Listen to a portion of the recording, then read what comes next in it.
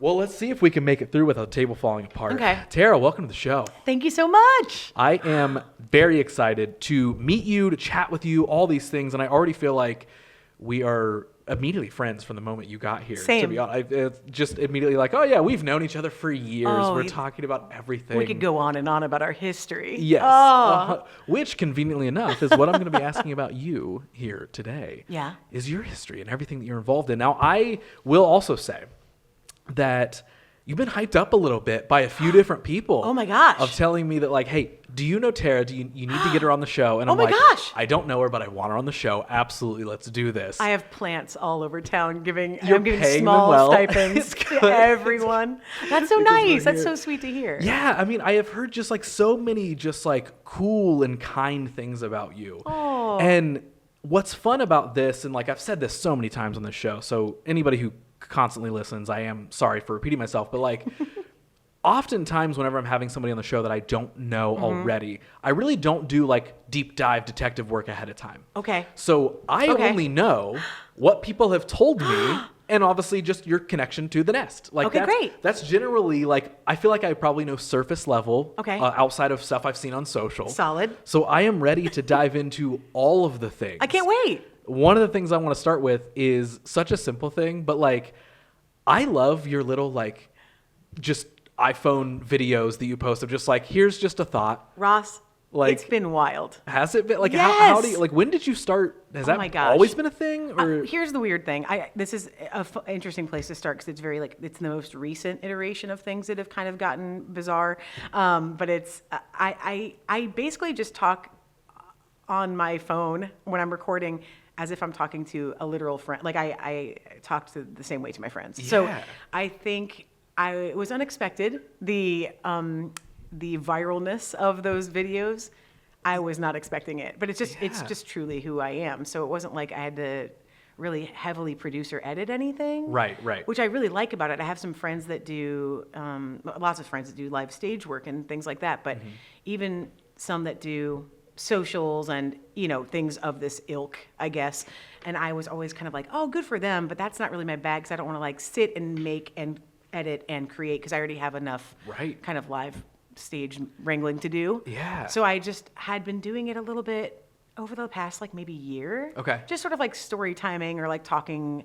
Had some friends that were like, your pep talks are helping me, like real friends in real life. So I just did them off the cuff and then had this weird like bounce of, oh, I think everyone needs surrounding. Yeah. That's all it is. It's literally the same. It's just me trying to pep talk people into finding joy. Right. I hope. Yeah. Or like whatever, not criticizing themselves every dang day. I love it. Yeah. And then, they're really fun to do. They're not like really a drag, which is also something that I didn't want to add another job that was really severe. Right. You weren't going into it being like, time to be an influencer. Here we Oh, go. Like, gosh, it was yeah. just like, I can't wait. I just No. want to share some thoughts. Yeah, I just want to share some thoughts and like say some nice things to people and kind of say what's on my mind. It's always like, usually I'd say, I think always, but definitely usually just sort of a reflection of whatever's going on with me. Yeah. So it's not like I have to like sit there and curate what's my topic going to be? It's not really like that. It's just sort of like what's organically happening right now and what do people need to hear that I'm self-talking with.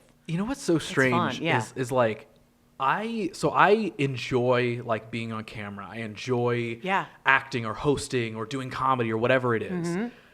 But I have fought for years over the like pick up the phone and just talk to the camera to post it on social. Like, hate it. And I don't know why. I know. I don't know if it's because of just like the like content creation nature of like social media where it's like, is this creating content or is this sharing my thoughts? And then like, again, like I have no problem like kind of turning something on and playing a bit of a character. Like that's fine. But at the same time, I've been talking about this a lot recently of like, I've been gradually doing it a little bit more over the last like year or two of like, let me just sit down for my phone and let me just share some thoughts. Right. But like even something as simple as like promoting this show or something, like I'm always like, why do I not feel like pulling out my phone and just being like, hey, on the next episode of What You Don't Hear, I sat down with Tara. She's great. This is what we talked about, blah, blah, blah. Like, I don't know what it is. Why is it such a battle? It's become a parody of itself. I think that Yeah. it's so, my like punky insides kind of fight against the inauthenticity of just being sort of like, hey guys, subscribe. Like I can't do it. I can't do it. But if it feels real, then it's like a whole different mechanism is awoken from being like, I want to talk to my friends. And if some other people see it, that's cool. That feels more true to me. Right. Of, but the facade of like the like needing to reach quota or like a certain like numbers you're supposed to hit and all that stuff. I am not interested. I often really push against fame finding, and I always have been sort of fortunate that people have found me. But then when there's those like seeking moments of like, do you want to move to X or do you want to like talk to this manager or something? It's like, I don't know. What's the point? The point to me is my life going to be happier because of that?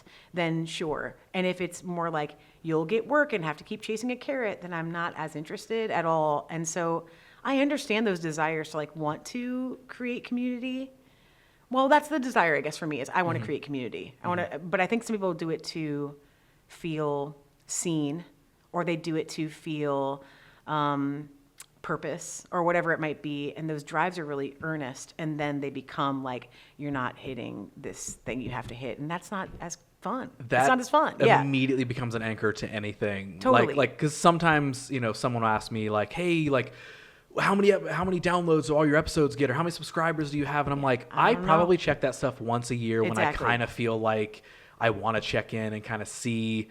But like, I'm not the like super strict, like every single time I go into my publishing app or whatever, I'm like digging through the numbers and the. You can't. Because it's like. You'll lose your mind. Exactly. Like at a bare minimum, like at the default setting of doing the show, I'm doing it because I just love talking to people. Yeah. I have thoroughly lucked out that podcasting has become such a popular format that everybody does. Yeah. Because I literally feel like doing this was like made for me. I really do. It's like the coolest. Yes. You get to, like you said, maybe when we were walking in, that you just have an excuse to talk to someone for an hour or whatever, uninterrupted, and truly get to know their nature or their dreams or their.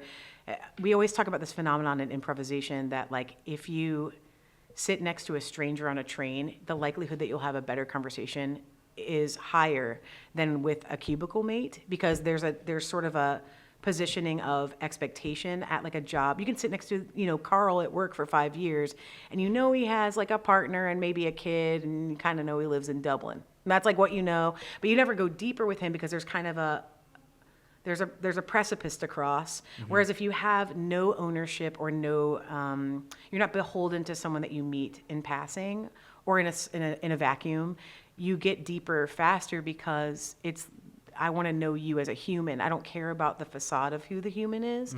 And so I just feel like there's like richer conversations to be had when you sit down with somebody like this, and we don't have it anymore. Unless it's a podcast. Right. Or whatever. Yeah. Like on a plane or a train or whatever your thing is. That's of course like the funny joke now is like when you sit with somebody and you have a real conversation in real life, someone's like, man, we just had like was that an acoustic podcast? Yes. Like a podcast with no microphones? What have we done? It's like, it's a conversation. That's right. Like, absolutely. It's called a conversation. Like, I saw something probably weeks ago at this point. I have no concept of time anymore. But like, somebody talked about the fact of like how no one really talks to their neighbors anymore, right? How like years ago it was you knew your neighbors, you knew everything. Like you walk out to get the mail or take the trash out. It's hey Ron, how you doing? Whatever. Yeah. And like that has sort of settled with me where like there's been a few times where like I'll walk outside and like my neighbors will be outside and like I don't know what it is, but I do have this internal battle where I'm like, I want to like be like, hello. Yeah. But I am like, will they think I'm weird? I know. Like, because no one does it. Strange? Exactly. And it's a mixed cocktail, right? You're like hitting someone in their day where you don't know what they're feeling about the day. And I think we're all a little more protective of our time because it's constantly being sought. So that like your average walk outside and talk over the fence with your neighbor is less charming because you're sort of like, I need to not do anything right now. And you probably just saw your neighbor's Instagram story if you know true. them well enough. That's true. We see what everyone's doing at all the time. time. So we're probably now like, not condoning, but we're probably like pushing ourselves to now be like, well, I don't need to find out what anybody else is not doing at all. because I've seen everyone in the world. You nailed it. Like you nailed it because I just went to a reunion, like a high school reunion, and we were all kind of like, I think I know what's going on with you, which was wild because we didn't really have to. We kind of had better conversations because no one needed a download. Yeah. So it's just sort of like, how are you? Like we just like messed around and had fun. Right. So there is an upside, I suppose, is that you kind of have there is some connectivity downloading out of the way. it. Yes. Yeah. But it also is, I see this person, once a week on my Instagram feed, so I know what's basically up with them. Right. There's no, I guess there's like a less Norman Rockwellness to it of like, how are you, neighbor? Like there's not that exactly. right now. But I think that obviously, like most things, there's like a 50-50 to it, right? Yeah. There's like 50% that's like, oh, we're kind of disconnected, but there's another 50% that's like, but you're actually one DM away from easily connecting with anybody. That's true. That's true. And just like, talking about you posting a lot of those thought piece videos and just sharing feelings and stuff. It's like, there's probably a lot of the people that in the following you've gained are probably like, I feel like I know Tara pretty well, and they probably don't know people everything, write me, but like they don't. But I'll tell you what. Number one, it's so fun. It's been very, very fun to talk to people that I don't know that are very like-minded or trying to build something beautiful wherever they exist in the world. A lot of Australians, a lot of Canadians, a lot of like,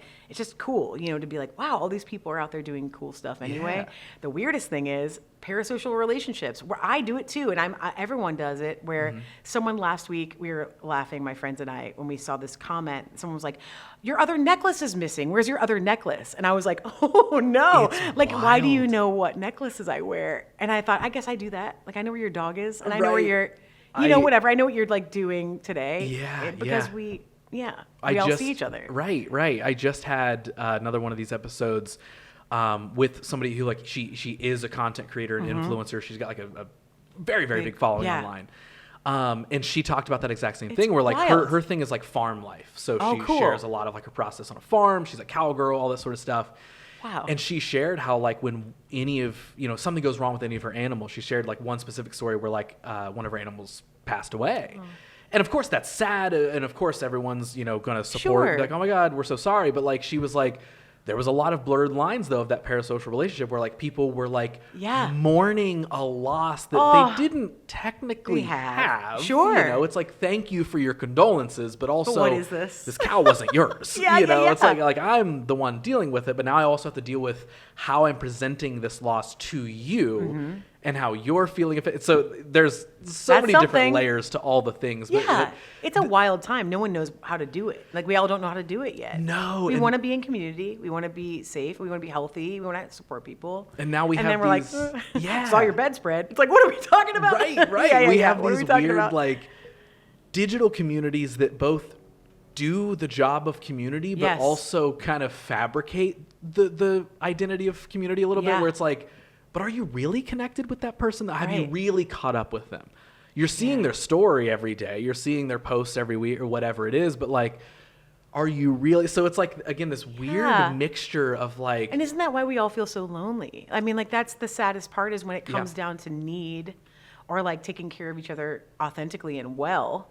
You think you know what's up with your friends, but like you probably haven't checked in with them truly. Right. Because you have this like Cliff's Notes, Spark Notes to their life all the time. If anything, like, the highlights. Are you okay? Yeah, like how are you doing? Like it's not as average everyday interaction anymore. No, and that's like, the bad part, right? Yeah, it's such a bad part. A practice that I started a couple years ago, that I've tried a real hard job at maintaining, is like once every 2 months, 2 or 3 months, something like that.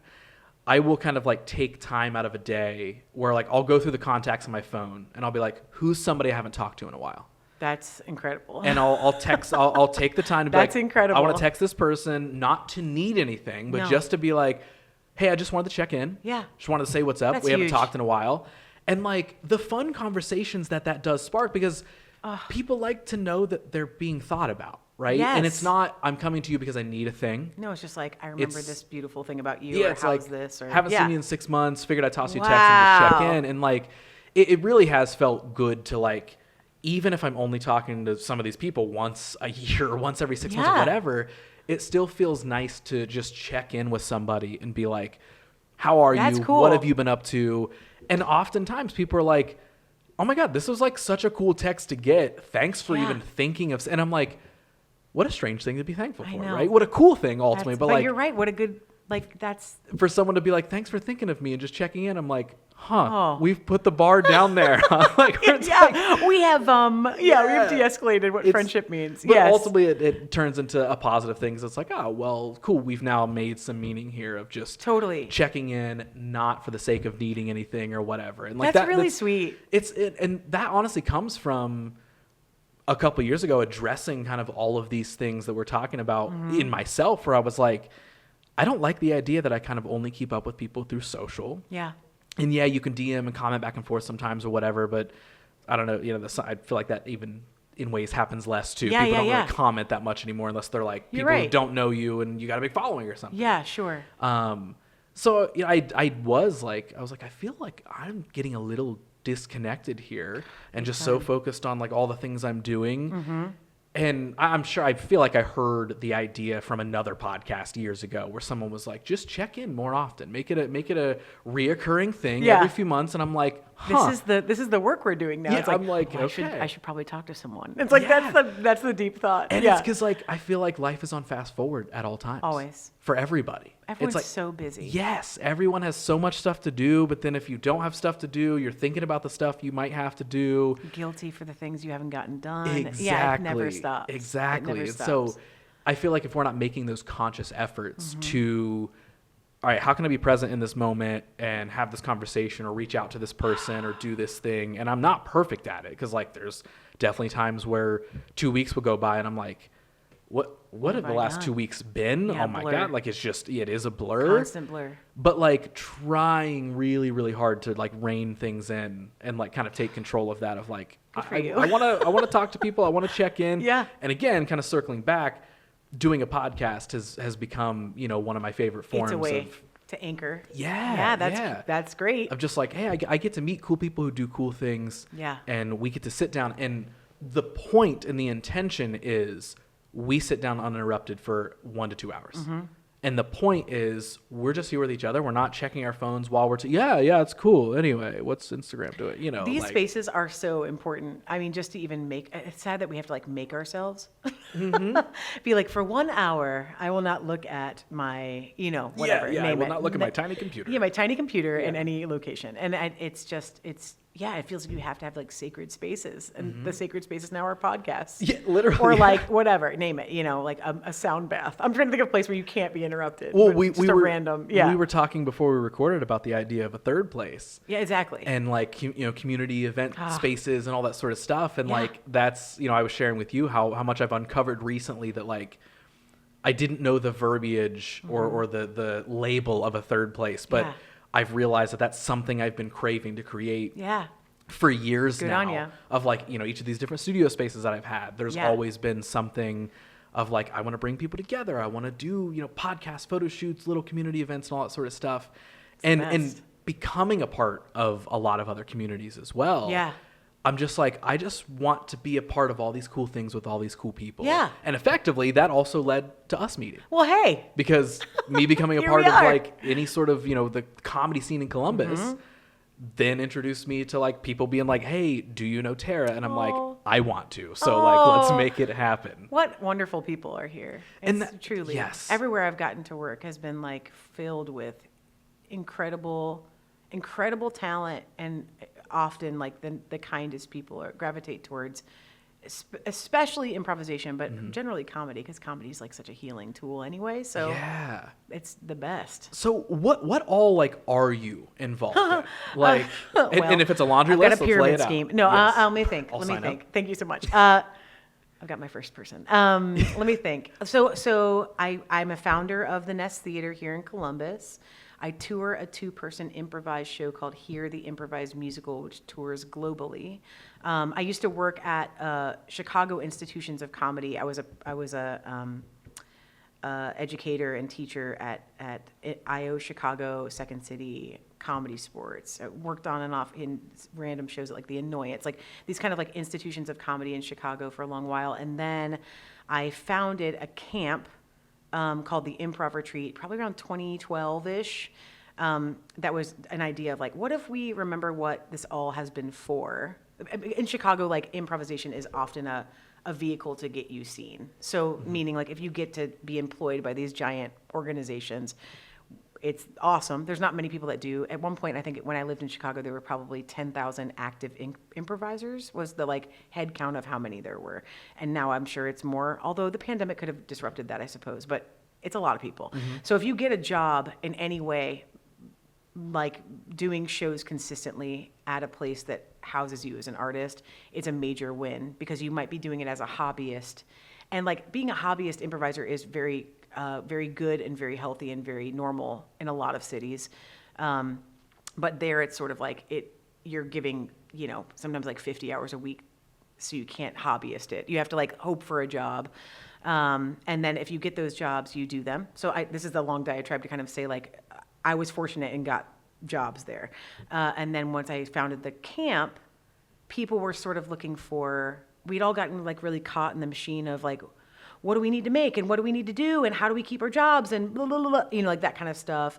Doing 8 to 10 shows a week, sometimes teaching 20 to 30 hours on top of those shows. So like you're having like a 60-hour work week as a comedy person, but you're also tapped. You're really tired. Yeah. It's different kinds of like, if you're doing sketch one night, you might run from your sketch show to your improv show to your stand-up show to your whatever, and that's like the way you pay your rent. And so I think, I feel like I was fairly joy-soaked anyway, but I feel like a lot of people tend to kind of get into that machine and think like, well, I have to get something from this. And they don't realize that they're not, what they want to get really is happiness. And so we lose sight of that because we kind of start chasing a carrot of like, okay, well, I want to get my packet in and I want to be cast by XYZ in LA or New York or whatever. And so I made this camp that was like, what if we remember that improvisation is supposed to be about support and love and taking care of each other and all the fun things that brought us there the first minute. And so from there, I met a lot of Columbus community people that had no brick and mortar at that time. They came to the camp. It was in Wisconsin and Chicago at that point.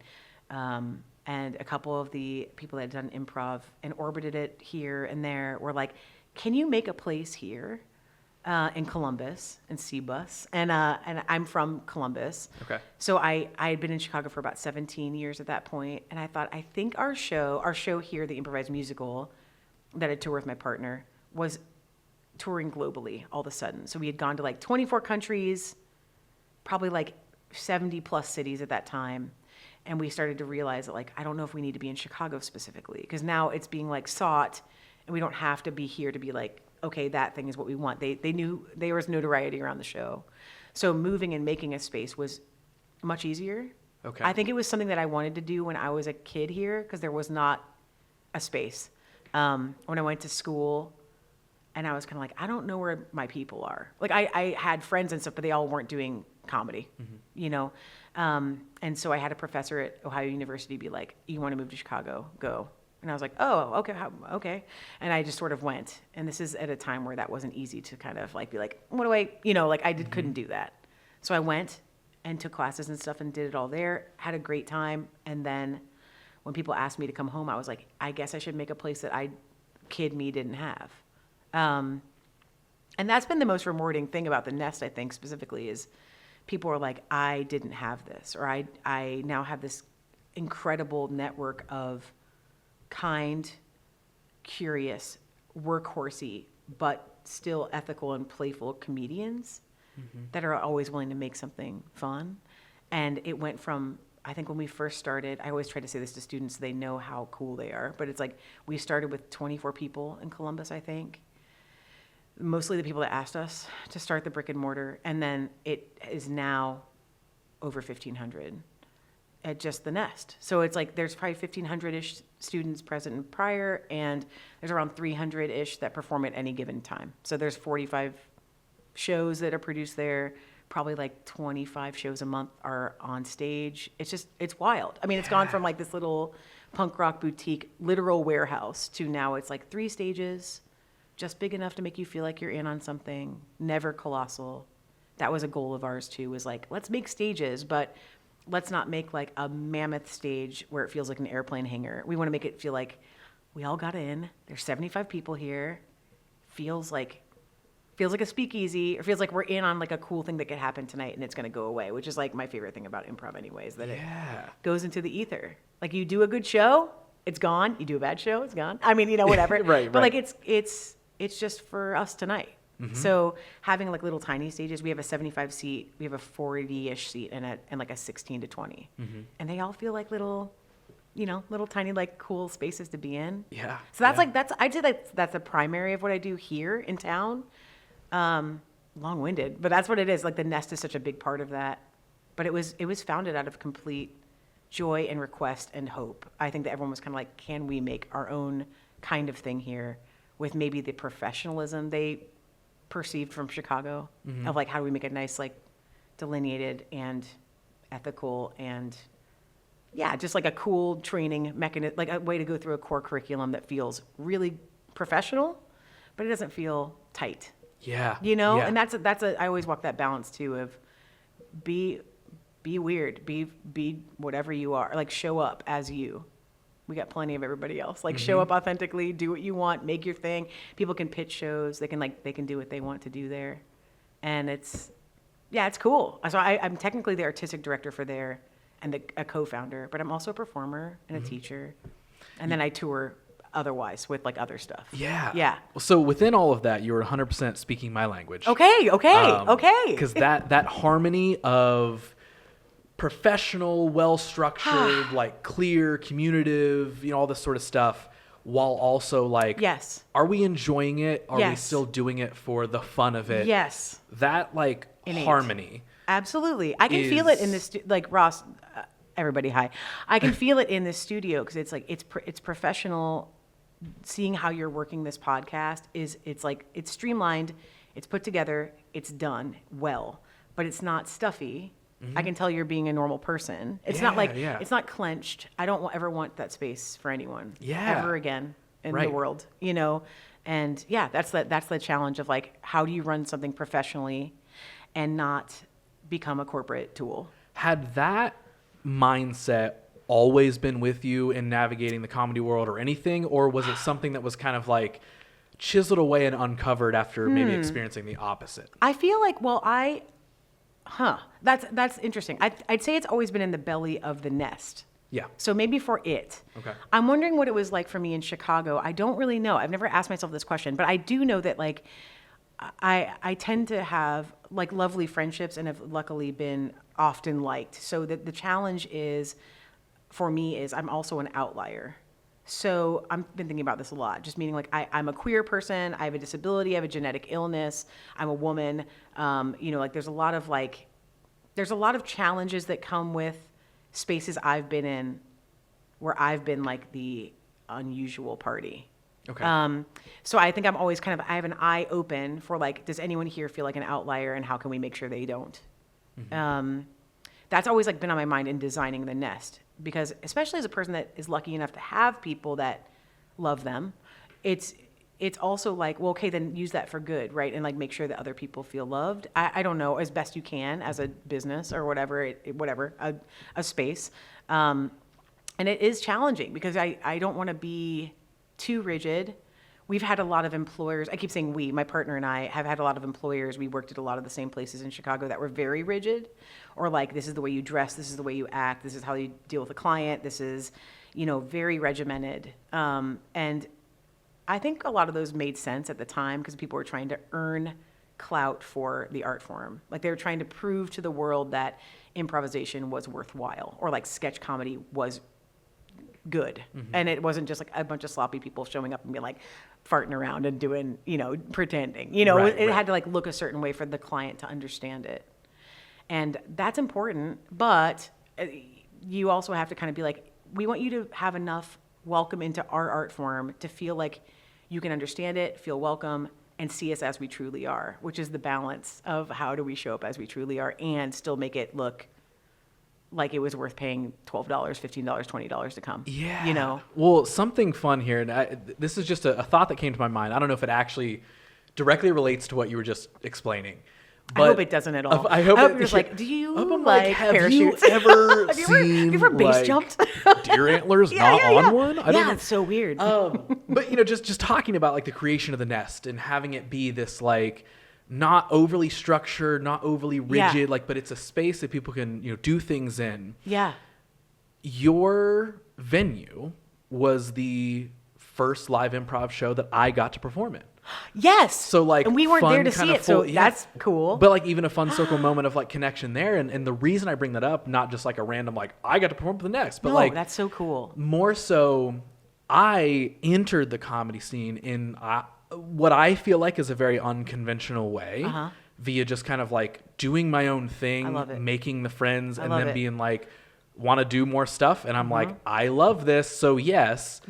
And then getting to be a part of it. That's huge. And I feel like that again, just everything you're sharing about kind of the like finding that balance of like, well, yeah, we want to do it well, but also just do it because you authentically like to be doing it. I feel like I almost in a roundabout way got to kind of experience that because I got to perform my very first live improvised show on a stage at the Nest. That's so cool. That's interesting that you brought that up too, because that's a common misperception I think is that people can't do that at our space. And I love that you said it just like that. A thing that's unique about the Nest, I think that's now not as unique because people are doing it in their spaces too, is like we have a code of ethics and a code of conduct at the space, and that's really rare for an extemporaneous material space to have that.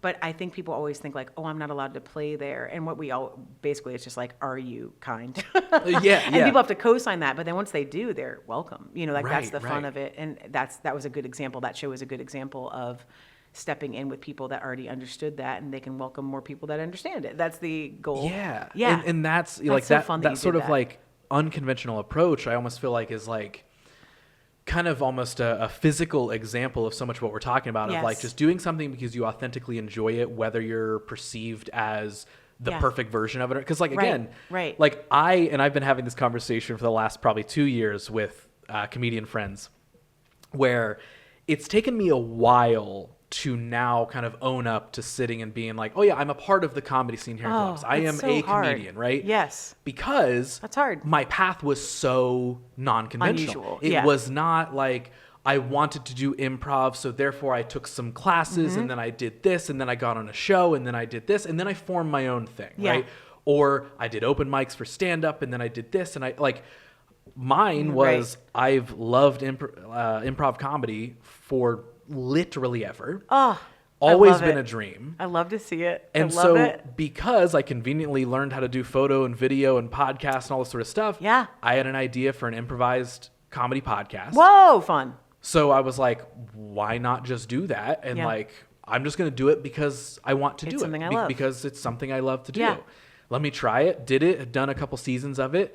And because of that, though, it opened up the doors to other comedians, other improvisers in town being like either on the show or seeing it and being like, you're Russ, you're an improv comedian. You do that show, right? And I'm like... and you're like, I guess that's my title. I'm like, am I that? Am I allowed to have that label? And so many comedy friends have been like, Ross, you do the thing. You don't just like say you want to or talk about it or act like you do it. Yeah. You are it. Accept it. Wild. And then that, doing a show at the Nest was kind of like that full circle thing where like it was for a completely different show in general, but like still getting to do that. Yeah. Checked off like such a huge bucket list item. That's so cool. For me of actually being like walking around and sitting and being like, I guess I do this. I'm doing it. Yeah, I'm an improv comedian. Okay. Crazy. It's like, and that's rad. That just I think it also speaks to the acceptance of a lot of people in this scene as well. Because I do feel like, and what was kind of creeping in the back of my mind when I first started that podcast, like I wasn't super worried about it, but it was a thought where I was like, what comedians are like, oh, this fake ass, he's sitting down and recording a show and thinks he's and of course no one thought, or if they did, I don't know about it, but like all the people that are cool and that I'm friends with were like, this is awesome, this is cool. That's awesome. And even basically the point that I'm making is like the community being so welcoming here in Columbus. That's of cool. Everyone being that's like, cool. We see you doing the thing. We know you can do it. Come do it with us. Hell yeah. Come do it with our group. Come do this. It's like come play. I've had conversations with a couple different like improv groups here in Columbus where they've been like, we want to get you on one of our live shows. Not doing your thing, but like come hang out with us or come do it with us. Yeah. Do it with our group. Be a guest on the show. And I'm like, and it's funny because I tell them, cool. I'm like, you have no idea like what that question really means. So to you, you're just like, we need a guest for our show next month. Yeah. And like, hey, you do well enough. And to me, I'm like, that is a mind-blowing question. Let us all have the bar of you do well enough. You know what, Ross? You're like, you'll get by. You'll get by. I'm like, I know, but just, I know what you mean. Like yeah. it feels substantial when we're like welcomed into something like that. Yep. And I do think you're touching upon a thing I've been thinking about so much lately, which is like, why are we asking? I mean, it's nice to be included, but it's also so strange that we don't give ourselves the own permission to call us whatever it is we're doing. I mean, like, you're right. There is an element of, if you think about improv once a year, are you an improviser? I don't know. Like, that's probably a fair, or like a pottery. Are you a potter? It's like whatever, name another art form. But I think that the challenge is like, when you do care for it and you actually give it care and you are inundated in some facets of it, you're probably it, right? And like, we're always looking for someone else to kind of like don us or like knight us the thing that we want to be, especially with art, any art. Maybe athletics too, but I feel like everyone's always kind of looking to someone to be like, am I a basketball player? Like, tell me I am, rather than, you get to say that you are. Right. Which is, it's hard to take up that space. And I also think there's this weird thing, especially with that comparison of like, if there is sports, it's almost like a clearer thing of like, you're either you're on the independents or you're in the NBA or MLB or WWE or whatever the layers of whatever your sport is. And someone's tapped you to do it. You are signed to a contract, you're doing this thing, or you're in the college level or you're on the unsigned level. Yeah. And with the arts, that structure isn't there outside of just being famous. You're right. Like, it's like you're either famous and you're an improviser from Whose Lines It Anyway, or you're this, or you're comedian who has a stand-up special on Netflix, or you're touring or whatever. There's different levels, but like, it also still is kind of unclear where it's like, yes, you're either famous or you're in like, the rest of this, the open ocean. Exactly. Where it's like, if you're doing the thing, then you're just doing the thing. You're doing the thing. Does it exist? Does it exist? And the irony of that too is that like fame being the barometer is so off the mark, because the funniest people I've ever known, the funniest people I've ever known are not famous, guaranteed. And they're always like, they might be like performers that people know middle, or like they're like mid-level famous, or they are known for doing live shows that are like very good. But they're often not the ones that are promoted to like a writing position or a television position or something, because they're like funny in the corridor with you backstage, or they like get in front of 100 people and kill, but it's not like for TV or whatever. It doesn't matter. Like, maybe it's not their thing, but they're still the funniest. That everyone has that friend or whatever. You're like, you're the funniest person in the world. Exactly. And so when it's just it's like an unusual part of art, I think, is that when you paint well, you don't know how to captain yourself as like a painter. You don't know how to say I'm this, because someone has to buy your art for somebody to deem you a painter. It's like, that's not true. Right. But then there's also the converse element that you are good at touching upon so far, of like what makes something, which is you can't just call yourself a painter and never paint.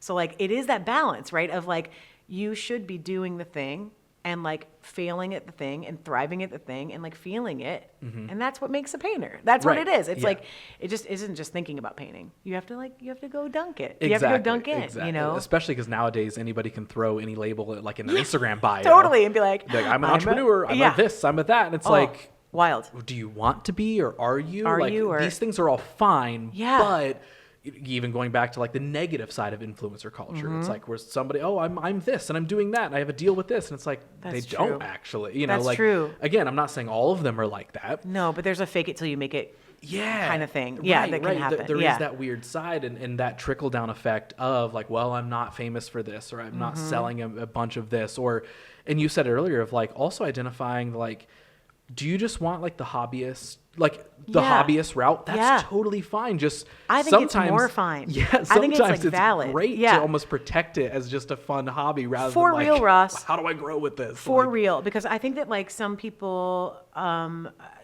perceive my career and they're like, oh. And it is awesome, but it's also like there's an element of like, when you make your hobby your profession, you lose the magical element of it to some degree, because you kind of have to you have to promote yourself, you have to do admin, you have to do paperwork, you have to get licensing. When you have to like have a space, it's always like, I hope the fire marshal's coming, and I hope we have to get the drains checked, and we, it's like crazy stuff that no one thinks about. That isn't just you being like, I'm doing comedy all the time, making people happy. It's like, that's not what it is. It's not what it is. Right. There's so much that goes into, especially in 2025, like everyone's their own self-propelling machine. It's wild. Like, we shouldn't have to do that as artists, but here we are. Like if Tom Hanks would have had to be like, come see my movie in 1985, we'd be like, what's like, happening? What is Yeah. Yep. So there's this sort of strange machine that comes with any kind of performance now that bums me out, that you have to be your own agency, basically. I mean, like literal agent to be like, come to my band. It's like, why can't they just like show up and play? And, exactly. Whatever. Yes. Yeah. And that is, it is a very weird battle that's like Totally. simultaneously like worth putting in the work for, but at the same time, the work can be so daunting because the work starts to kind of go down a path, like you said, of like, well, I'm turning this hobby that I love into a career, which also brings these new levels of challenge, these new decisions that I didn't necessarily want to make. And then, well, ultimately, I have to also pay my bills. So if this doesn't start paying it, then I need to balance it with a job. Exactly. And it's like, and we're also just describing life. I understand that. It's also like, everyone's life. But it's true. And when you're a professional individual, I think you have to kind of make those, you have to make that, you have to wrestle with yourself about being like, what do I want to give and what do I want to get? But then when you also make spaces for others, you start to take inventory of like, what do I have to do to keep their ship afloat for them? And that's a whole other can. It's like, it's a wild thing to kind of be like, okay, well, I don't want them. There's an element of the nest specifically that like, I don't want our people, the 1,500-ish, 300-ish people to have to deal with, because they should have the freedom of just like making cool stuff. But then you're like, well, people have to go to the show. Like we have to get them to talk about their show a little bit. Cause like we can't, there's a lot of rent. It's like those buildings are expensive. Having like licensure is expensive. You have to pay for music. You have to pay to play music in a theater. It's like things I would have thought of as a performer. Like, do it for fun, but also let people know you're doing it. Yes. Like they're really there's that balance. And like, totally. One of I feel like my biggest relators to that is like for a handful of years ago, I did a lot of work like in the independent music industry. Working with a lot of bands. They're like notoriously terrible at promoting their music, because I would sit and help lead like creative direction for like their release campaigns of a new song or an album or whatever. And I understand it's just on the independent level. It's not a huge deal, whatever. But like my brain often operates in like a marketing and a branding aspect. And so working with a lot of these bands, I would set them up with all this stuff. And then, we would film a cool music video and take cool photos and all this design work and all this sort of stuff. And I'm like, let's go. Here's the plan. Here's what you can do for 3 months, whatever. And they'd be like, yeah, this is awesome. And then they would talk about it once and never post about it again. And I'm like, okay, like, again, it's that fine line of like, do you enjoy making music and all that sort of stuff? Yeah. Yes. But at the same time, you're also saying that you really want other people to enjoy your music as well. Yeah. But you're not letting them know about it. Yes. And you have to let them know about it. It's such a bummer, but it is the truth. It's like, it's the hardest part of this work. Something I'm very curious to hear your opinion on is, and also give this the caveat of like, I know things are never just this or that. So it's often, most of the time our answers for these things are like, it's somewhere in the middle. But like when you look at an art form like comedy or music or art in general, or starting a business, opening a venue, any of those things, do you feel like in modern day it's never been like easier to do those things given the fact that we can promote to everybody immediately online? Or is it harder than maybe it ever has been, because do things really, really bank on that like lucky break of a viral video now because everybody's doing it? Or like, I'm asking this because I wonder this all the time. I'm curious too. Like, again, I'm sure it's in the middle, right? It's not just terrible or awesome. But I'm curious about what your thoughts are. That's interesting, because I feel like it's probably easier to think, well, here's what I think is cool. It's easier to dream right now, to be like, you know what I'm going to do? I'm going to open a coffee shop where I have musicians play. And it's like, hell yeah. Like we can get jazzed, I think, pretty in a really like wonderful way that maybe is more about like people are more willing to not work for 40 years to get the gold watch at the end. They're kind of like, I'm going to try some stuff, which is, that's the cool part. And I guess the like The challenge is, I think that once you have that rude awakening of what it takes to make an artistic home, you think about maybe the elements of like getting shows up or like getting bands produced or getting the things like that in line, the artistic side, but you're not thinking about like the curation of, you know, like getting butts in seats, like you're saying, or like how you don't like tax your artists with necessarily having to be like their self-promotion nightmare machine, and like inviting people in that don't know what the art form is. We always kind of laugh a lot in improv theaters because improvisers that do very well and then like have a lot of shows or like they become like very good improv performers. The downside is they all fall in love with like improv people. So like they get in community with their improv community. So like then they have no one to come to the show because they're all there already, which is like which is probably the same with musicians. I would say it's very corollary, but it's such a funny thing to be like, remember that guy at work you haven't talked to? You got to tell that guy you have a show. Like you got to tell him you had a show. I experienced that for the first time with that first Improv Wars show that I was a part of because, you know, Joel and everybody else was like, hey buddy, so I have expended all of my favors I have all over my the contacts. years because I do these other shows and I've been doing this for years. So congratulations. You get to text anybody that toot. Which honestly, for me, at least, you know, it was the first one, but it was fun. It was fun to be like, that's right. Hey guys, I'm doing this improv show. And luckily being at the fresh beginning of that, a lot of the people that I talked about, it is a commodity to them because they're like, oh my God, my friend Ross is doing a live improv show. I'm going to go. I want to go. If There's I can incentive. make it. Yes. Yeah. So it's like I literally had exactly what you were just talking about where I was so like, real. Oh yeah, I have that untapped personal network that I haven't asked all the show favors of yet to dive in. And I mean, ideally, I guess as you do many if you do like a trajectory of multiple shows and you start doing this for years and years or whatever it is, ideally your show gets the notoriety and then you have to do less of that, right? Exactly. It's like once people fall in love with X, the project that you are making, then they're like, oh, I'll just go. I love that show. And then it's less about you having to be like, hey, Aunt Rita, can you, whatever the hell it is. I really need to fill this 30 cap room. Can you please? Can you maybe? So it ends up kind of, I think, ideally, if the show is awesome, it'll feed itself at some point, or the band will, feed itself. But that beginning is like, what's the kindling for us to say like, hey, we want to like get a roaring fire of love towards this thing that we're doing, and I know you all love each other already. Like that's the thing is like, good, that's good, keep that healthy, and fan out and be like, hey buddies, like come see this cool thing and like help us celebrate joy in a room. Right. And don't be embarrassed about it. That might be a thing worth talking about too, is like there is a vulnerability to like saying that you like something you do. Mm-hmm.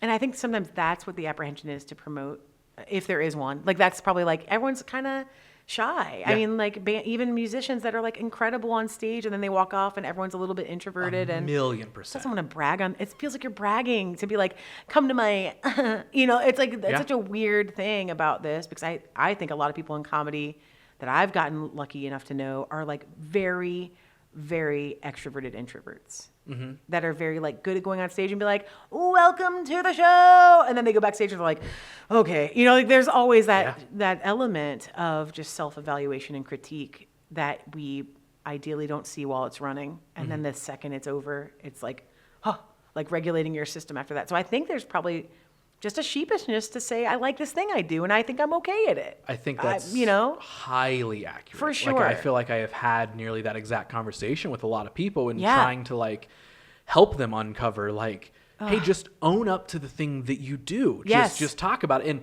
And I also think it directly relates to so much of what we've been talking about of the influencer culture, the content creator culture, the like, well, I just want to share my art. I don't want someone to think that I'm like selling to them or promoting them. Bragging, it's like, or like, whatever. And so it gets stuck in the machine where it's like, no, like you just listen. If somebody thinks that's what you're doing, then I guess it's not for them. Yeah, and whatever. You can't care. You can't control that. But it's also, you said a thing earlier too about like athletics isn't quite the same, because you're either hitting your threes or you're not, and then people can be like, that person's good at basketball. It's evident.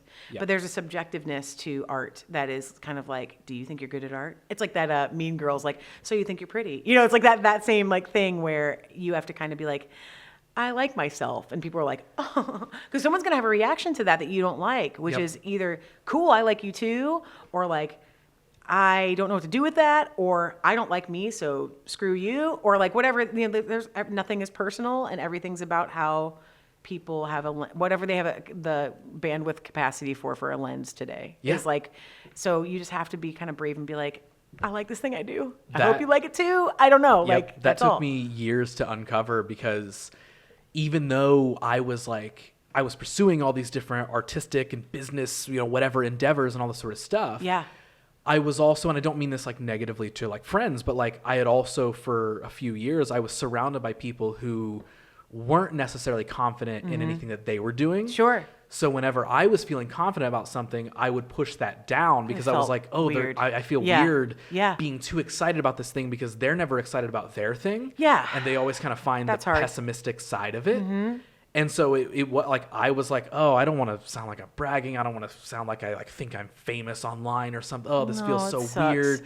But it took a few years of disconnecting myself from that care of like as much. No, why am I concerned? No, I just need to own the things that I do. Yeah. And be happy about them. Yeah. Be stoked about them. Be confident about them. That's the work, man. Yeah. That's the work. Because I feel like that's everyday, forever and ever work, I think. And I find that challenging too, because I feel like if you get to a certain level of anything that you do well, there's always going to be people that are kind of like, oh, they think they're good at blah. And so like it just is there's a recoil of like once you hit the 80% mark, people are kind of start to be like, who does he think he is? You know, like that. There's always that, because there's a little punk rock animal in everyone that's kind of like, why not me, or why that guy, or whatever it is, even if they don't think that. It's just like it's like this kickback. Yep. And so you just have to be very brave about being like, I'm just trying to find joy, baby. Like that's what I'm doing. Like I hope you come with. Now, I'm not your foe or any of that stuff. Right, you know? right. We're not at each other. I do want to like rewind us a bunch. Please. Of like, because we've talked a lot about like doing things for the joy of it. Yeah. In this story in particular, yeah. Doing improv for the joy of it. Yeah. Was that like when you very first set out to enter the world of comedy? Was that it? Did you have that clarity of like, this is a thing that I have at some point in time fallen in love with or whatever. I want to do this because I want to enjoy things, or had that clarity not really shown up and it was more so just like, how do I do this thing? That's a great question. I don't, that's funny because I think you're a big Who's Line fan. Yes, okay, absolutely. Yeah, okay. Yep, you got it. Okay, and I grew up on the British Who's Line and then later iterations of that. That said, though, it felt like it was a show that happened, and it wasn't. I had no access to the art form of it. It was like, this thing is cool. Wow, what a neat show they did. Anyway, I guess I have to do stand up. That was the offering to me at that time. I was always like a funny kid, but I was shy when I was really little, and then like in high school and stuff, I got very class clowny and kind of balanced my like good homeworkiness with my clowniness. And I think at that point, I kind of had set my sights on like I thought I wanted to do sketch comedy or like something like it, but I was like, well, that doesn't exist. That doesn't exist except for SNL. I think is that trajectory. That's my word of the day. And I feel like when I met people at OU that were like, improv exists, I was like, what do you mean? Like, I know it exists on TV. They're like, no, there's like worlds of improvisers out there. I didn't know that at all until I was probably like 18, or maybe even later, that it wasn't as open here. It wasn't really in Columbus. It wasn't, you had to like go to a big city and be like, I heard there's improv here. Like it literally was like, bring a check and show up one day and be like, I heard you have classes. Like that's how I entered Chicago. It was like, you called somebody, they told you when a class might happen. You brought a check to the door and you're like, can I come in? That's like, this feels like it's the 1920s. It was not. It was like, it's wild. So it's really changed everywhere since then, that you had to be kind of, now there's so much access.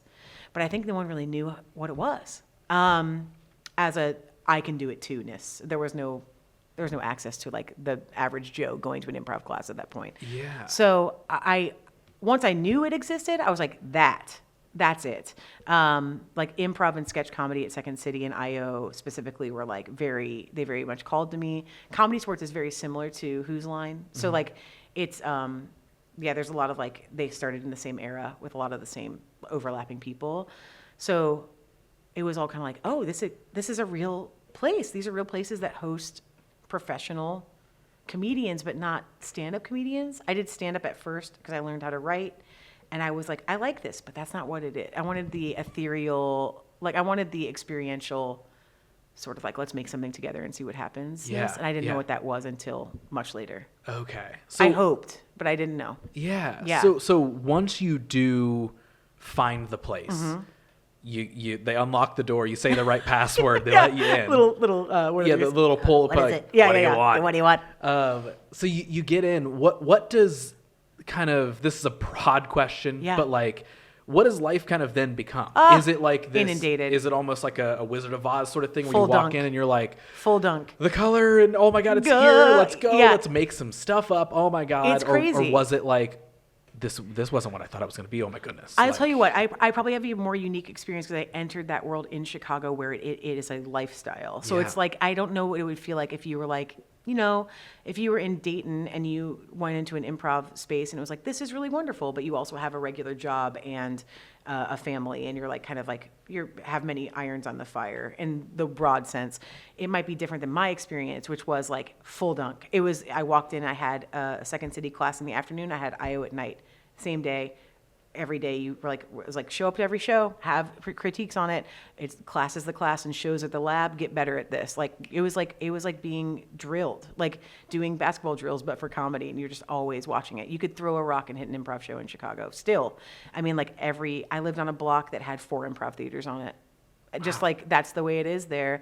And they're all different variations and sizes, but there's so much access that you can just sort of try things and fail. You could do a show and 2 people could be there. You could do a show and 1,000 people could be there. It really is really variant on the space that you have it in, and maybe the kind of tapping of what you get to do there. So it takes years. It takes lots of auditions. It's very it's very stringent. But I think that I got full dunked. Once I was there, I was like, okay, this is it. This is what I do now. Yeah. And I had day jobs and stuff, but you would do your day job and then still go work 20 hours on improv that week. Not 2 or 3 hours, but 20 hours. As a person that had a job, which was something. That's wild. Yeah, it's crazy. So, okay, doing all of that. Yeah. We mentioned burnout earlier in this conversation. Yeah. Heard of it?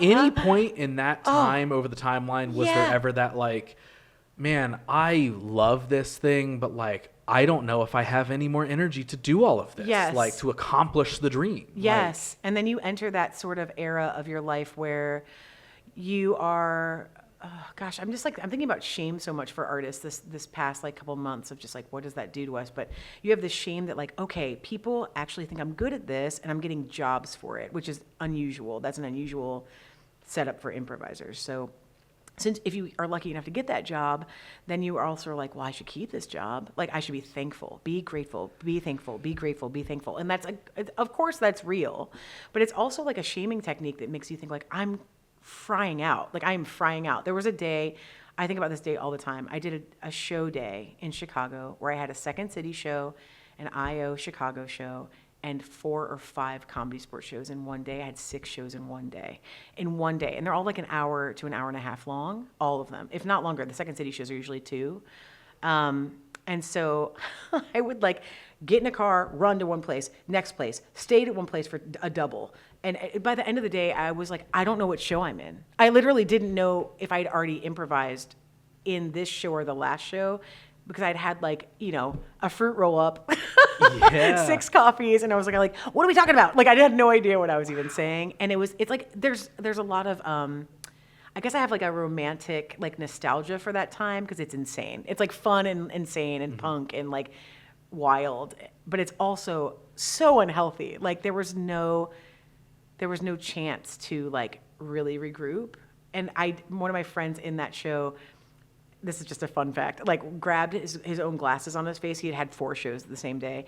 He grabbed his glasses on his face and smashed them in his hand by accident. And he was I don't have glasses for the rest of the day. I'm in shows and I have no glasses. Oh, wow. We were all so manic that we were just okay, another show. It was wild. I've never lived anything like that experience in Chicago where it was that was probably a couple years for me. That was probably 3 to 4 years where I was doing 8 to 10 shows a week all the time. And had regular day jobs? At that time, I had probably gotten only professional performance, which was good. But you kind of, you sort of supplement that life with teaching at those institutions. So it would be like, I'd have 8 to 10 shows a week, but I'd also teach a level 1, a level 5, a level 3 at various locations of improv work or sketch comedy work. And then you'd maybe be touring. So like, you might be on the road one day, you might be back for 3 shows in one day, you might have what was like, what's a good name for this? It's called applied improvisation. It's probably changing in name because it's called AI, which is no longer like what people say. So, but it's like if I go to Nationwide and I help them have like a team building with improvisational tools, then I would like do 3 of those to like make sure I could pay rent, and then go back to like the more fun or like artistic side of things. But you're always doing that all the time to like sustain rent and life. What during that time frame, and this could obviously be over a span of years, you kind of uncover this, but like what becomes like the new goal, or was there a new goal? Yeah. Because you're in the world. Yeah. You're doing the thing. You're getting paid to do the thing. Yeah. Does a new goal form where you're like, well, okay, how can I now write for television? How can I now be a part of a show? Ross, like, you hit the jackpot. The goal for me, Ross, is joy. Yeah. And I would say that was actually an impasse I had with one of the places I worked. There was like certain institutions would be like, what do you want next? Which is a normal question, but I was like, I'm good. Like I was the worst.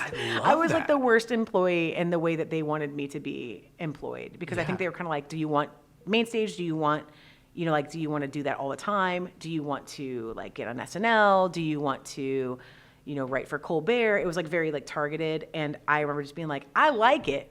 And it like kind of made me like almost fight with this producer, because she wanted me to say, I want their job. It was like there was a culture of like kind of now you need to fight for the totem pole. Like I think they kind of wanted that like itchy like sort of like I want what they have, because it does create like a desire, I suppose, or like a workhorsiness that maybe helps institutions here and there, but I don't live like that. I've had enough like trauma and stuff in my life to not want that. And I if it comes, cool, but I'm not going to chase it. Like I lost people very early in my life. Like people died very early. I have an illness. It's like, this is not my thing. Like I'm very happy. I don't know if I can do 20 shows a week and be okay. But I mean, like as far as how happy I am that I get to be in an artistic community as a job, I'm good. And I think that's a really rare answer. And I think it's probably because of my, like the history lived up to that was not comedy related. Right. Yeah. And you're talking like growing up. Yeah, growing up, like I have a genetic disorder that like makes you kind of like clock your own life and what you want out of it, in and out of life. So it's like I just feel excited that I get to do creative work for the bulk of my life and meet like awesome people all the time. And the stability of that is like challenging here and there when you are only an artist or only a comedian or whatever you want to label it as. But like it also means that you get to have a cool life. And I think that maybe we get so consumed by like next that I get so bummed for people when it's okay when there's like one next or like 2 nexts of, it's natural, I think, to be like, even in regular time, like I want to have a job and I want to have a baby. Let's say that's like your 2, like these are the things I want. That's cool. But like when you start doing that, they have I want to, it makes me so bummed for people, because it's like you can just be happy. You can you can have the bar raised for a good chunk of time, but don't not look down at that cliff. Like you climb this mountain, like look around, dude. Look around and like be like, this is a cool mountain, instead of like, oh, there's probably a higher mountain. It's like I just don't like. I really was so furious at that producer for like trying to make me want something more that felt like it was for their benefit rather than my benefit. It didn't feel like it was for me. It felt like it was kind of like, how are you going to keep going for us, machine? And I didn't like that at all, rather than like, I want to make cool stuff. And I will still work well for you. I'll work a lot. Right. But I don't need you to tell me like I have to want X for me to be valid. Is a lot of what you just shared like what you ever would or have shared with somebody, like if you have that burnout conversation with someone directly, like if they're like, Tara, like I want these things and I want to do this, but I just don't know what I'm doing and I kind of feel lost or stuck or I don't know where to go next. Like, is it kind of like that joy conversation I that think you so. help somebody uncover? Or? I think a lot of people want to be. I mean, I don't know what Columbus is such an interesting cross section because people are doing it more for like the fun of it, I'd say, but they still want to be good at it, right? So, I think that maybe some people are. I think people sometimes chase fame because what they are really chasing is acknowledgement, or acceptance, or they want fame because they want to live forever. I'm not, and I really think it's that deep. I think it's kind of like, if I'm famous, no one will forget me. Mm-hmm. And it's like, let's uncover that part rather than the like, okay, you're in a viral video. Like, who cares? Like, who knows if it's good or bad? I mean, like, you can be famous and it can be for something dumb. So don't wish for that. Do you want to be seen? Do you want to be known? That's different than famous. Yeah. And I think that that's like what people are asking is like, what should I do next to be famous? And it's like, oh, is that what you want? Right. I mean, what does that mean? Right. What does that even mean? So, Yeah. and as I get like weird, things like that happening, it's kind of like, cool. Like, that's fine, but that's not the point. It's a nice byproduct if it's healthy. Yeah. But it's not the thing. The thing is fun. Yeah. That's, or like art or whatever you want to call it. I really do love that you've brought up the idea of joy so much in this episode, because like that over the last few years has been like kind of my main barometer for things that I have really, really tried to keep as my like number one. That's good. It sometimes falls to like 2 or 3 and I'm like, oh, we got to get it back up there. But like, no, that's cool. Especially navigating the freelance world, like early on, it was just like workaholic mentality. I just need to find work and clients and pay bills. And of course, at this time, I absolutely still need to pay bills and find clients. Of course. But like, I shifted so much of just my life in general into, will I enjoy this thing? Or will I not enjoy this thing? And you know, anybody who knows me knows that like I'm somebody who does 100 different things. Like I absolutely love doing it. Yeah. I will sit here with you on this show and we'll have this like deep life talk. But at the same time, I'll make poopy fart jokes on an improv show somewhere else, right? Yeah, it's like fun. Both of those things can exist. They're both good. And that's not exclusive to me. Many people can do that, of course. Sure. But like, I do love creating things out of all these ideas. That's the and word. This joy. That's the word. And like that, like uncovering the element of connection to other people being a huge value of mine, and storytelling being a huge value of mine. I just kind of look at all that stuff and I'm just like, what thing seems interesting for me to do? And does it seem feasible without me changing my entire life and having to get rid of a bunch of other stuff, you know, saying no to things I can't say no to? Yeah. Do I just want to start doing this thing? Yes or no? Let me just start doing it. And also not putting so much of an anchor on it of like, if I start doing it and I find out it's not bringing me the joy that I thought it was going to, or finding out that the joy that I needed was just a one-time kind of hit. Sure.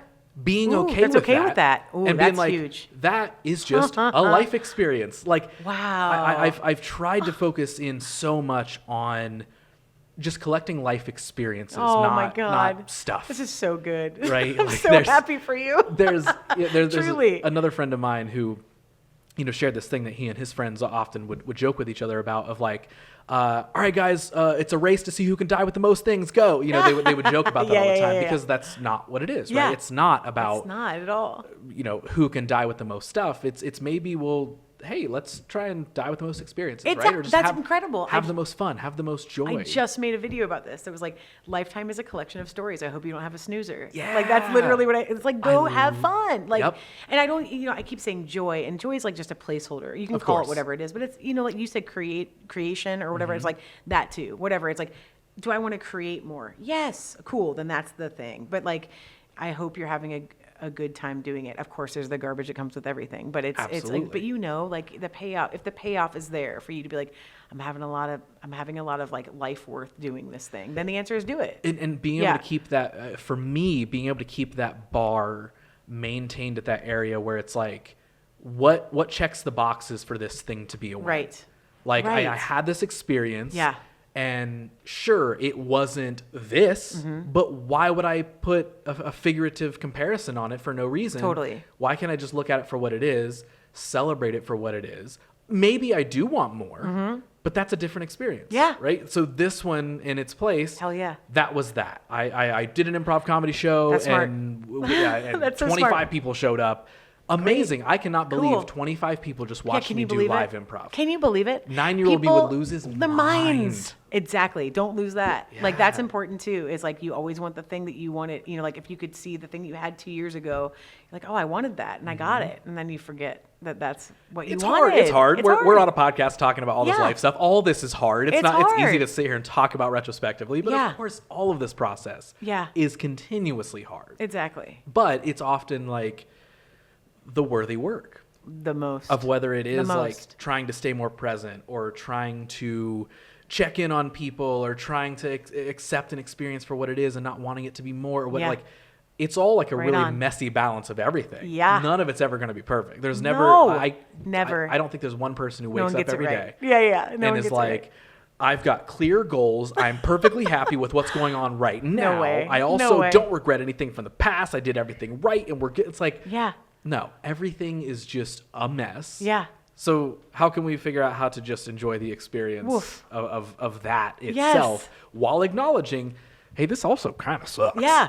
But That's also, here's the good part. That's part of it. Like, yeah. Yeah, like that's how biorhythmic work is done. I mean, like there's biorhythms to everything, even the things you love. Mm-hmm. Of just like this is the worky part and this is the celebration. It's like I always think of Aesop's fables all the time, Ross. From like Okay. they're like old school stories where it's like the turtle and the rabbit. Is Oh, yeah, okay. Torch in the hair. Turtle and the rabbit. Turtle by and the rabbit? way. Hey, No one's you know ever what? called it that. you know, the turtle and the rabbit. I like that story, the turtle and the rabbit. One of them runs fast, one of them One does of not. them, one of them does not. That's the lesson. Remember that. Yeah, but there's always this one that's like the grasshopper and the ant, where like the ant works all summer, and then like the grasshopper plays its fiddle, and then and the winter comes, and the grasshopper's like, I don't have anything stored, and the ant's like, suck it. Like they don't. They're like, I did Yeah. my work or whatever. What's the point of this? The point of this being that like, I think that you have to have both those mentalities of like, you have to fiddle. You have to enjoy your life, and you also have to like be ready. Be ready to like take care of yourself, and that is different for. I mean, that's true for everyone. That's true for everyone, but it's certainly like really prevalent in art and comedy and things like that. Of like, take care of yourself, foster something for yourself. Yeah. But also, don't forget to fiddle. Don't forget to play. Yes, you things know? are not always like we talked about earlier. It's just this or that. Yes. Like that is something I've been trying to remind myself so Always. much of like, well, it's not either all bad or No. all good, with the exception of a few obvious Things. decisions that you would assume would be obvious. Yes. But, there's some things that are just, nope, that's just No bad and thanks. stupid. But that's a whole other conversation. But like, just generally though in life, it's not just like, oh, this thing completely sucks or it's completely awesome. No way. It's like, that's going to be a weird gray area in Blurry. the middle where it's, kind of something like that. Exactly. It's the realistic part of it. Right. Something else I'm curious of your opinion on is, having navigated the comedy world as you have, and anybody you've met or worked alongside or worked with or opportunities you've been presented and all this sort of stuff, a conversation that has popped up every so often lately is, and again, it's not just one thing or the other, but like what it sometimes takes to really get to like that level of success or fame or notoriety. Sure. And like, some of the conversations I've been having about that are sometimes I think you almost kind of have to be a little bit of an asshole sometimes to like get To up a certain there. level. And you noted earlier, like some of the funniest people you've ever met are For probably sure. somebody that no one's ever heard No, of, right? definitely. And there's somebody else in their position that Yeah. like you could make an argument of like, I think they should be switched. Yeah, but like, yeah, who, right? It's all Yeah. opinion. I get it. But like, Yeah. what are your thoughts or even your experience with some of that of, because I feel like I've experienced some of that where I'm like, whoa, this thing, this person, this whatever is doing this thing, Yeah. but like they don't seem like they should Like, be. so- This seems Yeah, like yeah, this yeah. other thing, and like kind of dissecting what it takes to get to certain positions, because Yeah. you also look at, how many stories a week come out of like some owner of a business comes out Nope. that they're the worst person in the world, The and you're worst. like, Yeah. but they still got They to still the got it. top. How'd they get And I there? feel Yeah. like that's more often than not the story. Mm-hmm. And again, I'm not saying everybody who's famous or in a power position at a business is the worst person ever. I'm not saying that. No.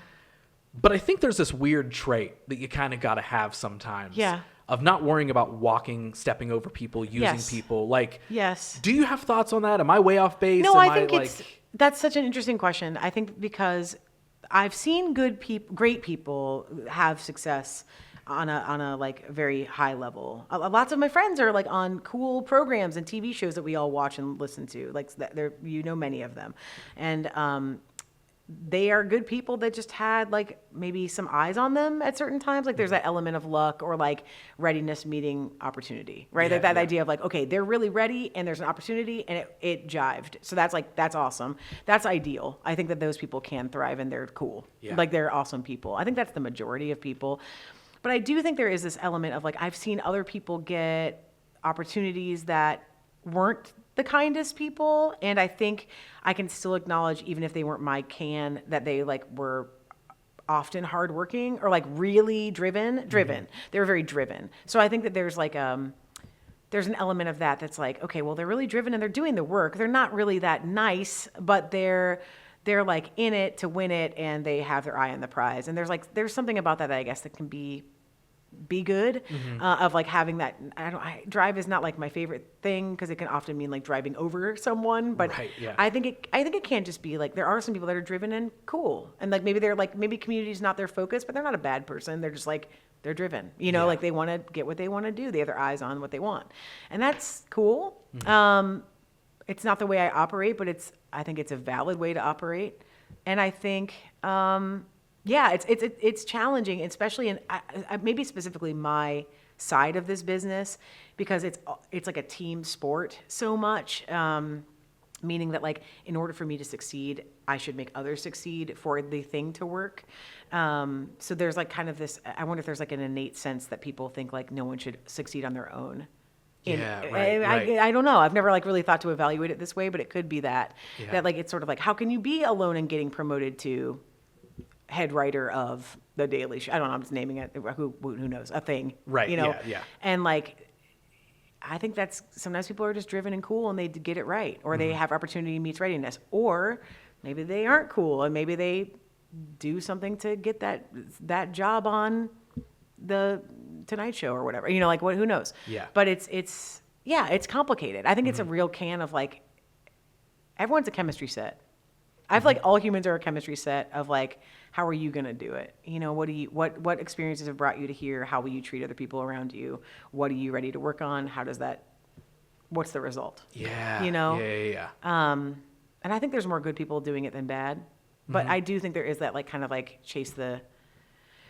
I keep saying chase the carrot, but that is kind of what it is. Yeah. It's like, what do I have to do next to be still here and valid? Right. And it's like, if we all did the work, we wouldn't care about that question. Yeah. And it also connects back to everything, so much of what we were talking about earlier of like, what are you chasing? Are we chasing the fame? Are we chasing the thing? And again, inherently it's like, you do you, whatever you want to do, that's fine. Yes. It'll either work or it won't, or it'll work for years and then you'll be on a TMZ article about how it's not working anymore. My gosh. Whatever happens. But it's like, if it works, it works. You brought up that's a good part too, because I think a lot of people that get, when they get power, they also they can start to misuse that, and like, that's the risk is like, then you get weird producers in Hollywood that are like doing what they do and the worst things they could possibly think of, because they start to forget that they're a human being that shouldn't be mistreating people. They're kind of like being given and given and given. And it's like, I can do anything I want. It's like, it's this very scary, slippery slope. And that happens in small microcosms too. Like I've seen tiny improv theaters, tiny